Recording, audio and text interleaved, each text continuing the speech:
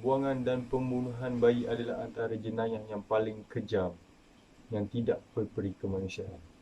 Sejak lebih 10 tahun lalu, media mula memaparkan insiden pembuangan bayi yang dilakukan oleh pihak yang tidak bertanggungjawab, khususnya si hamil dan penyebab kehamilan itu.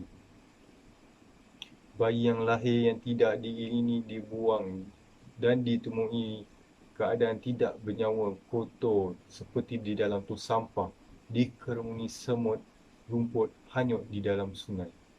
Digonggong binatang buas, dibuang dalam tandas, ditanam dan lebih keji lagi, dibuang di merata-rata tempat. Pembuangan bayi yang sering berlaku di Malaysia sudah menjadi isu di dada akhbar maupun di kaca-kaca televisyen.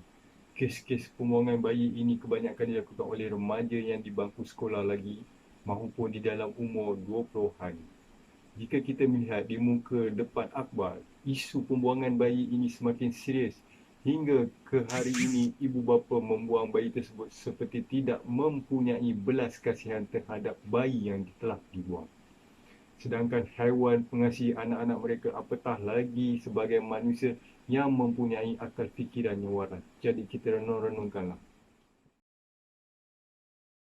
Terdapat beberapa punca berlakunya pembuangan bayi, antaranya adalah seperti keruntuhan institusi kekeluargaan dalam masyarakat kita. Ibu bapa memberi didikan agama yang sempurna kepada anak mereka, tetapi apabila mereka meningkat dewasa, anak-anak membawa haluan mereka sendiri. Segala ajaran ibu bapa akan dilupakan sedikit demi sedikit. Anak-anak mula bertindak liar tanpa pengawasan ibu bapa apabila bergaul dengan rakan-rakan. Ibu bapa yang merupakan ketua keluarga gagal melaksanakan tanggungjawab mereka mendidik anak-anak menjadi insan yang bersasia dan berkepribadian. Terdapat ibu bapa-bapa terlalu sibuk dengan tugas-tugas seharian sehingga anak-anak terabai.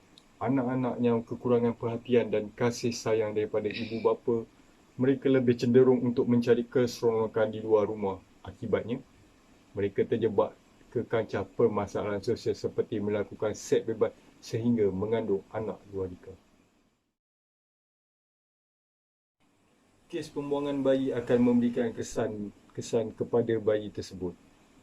Seperti contoh, bayi yang dilahirkan oleh remaja yang terlibat sama ada cukup bulan atau tidak akan terbiar dan terpaksa dibuang bagi menutup aib sehingga mendesak mereka membunuh bayi yang meninggalkan bayi tersepit di tempat sunyi.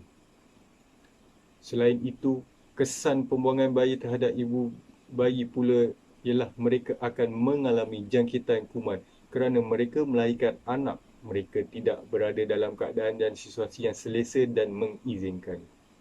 Mereka juga mengalami kecederaan semasa melahirkan anak dan juga kehilangan darah yang banyak kerana tidak mendapatkan bantuan pihak hospital semasa melahirkan anak.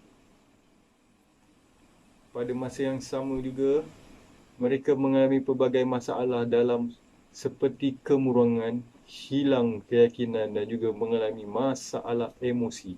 Perbuatan mereka sememangnya salah di segi undang-undang dan agama serta negara.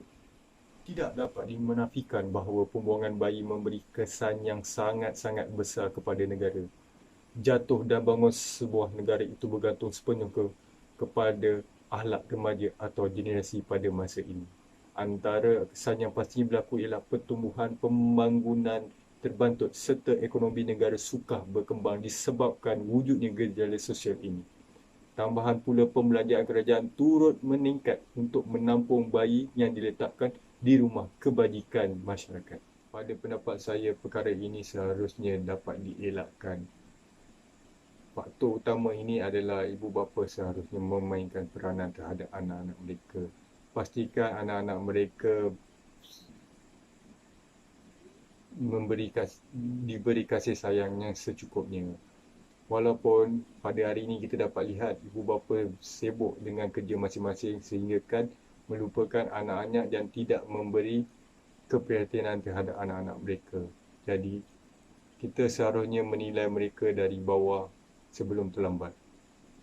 Saya Muhammad Azlan bin Maisha, nombor matrik 236191, sedikit sebanyak telah berkongsi bersama anda punca-punca pembuangan bayi yang telah berlaku di negara ini.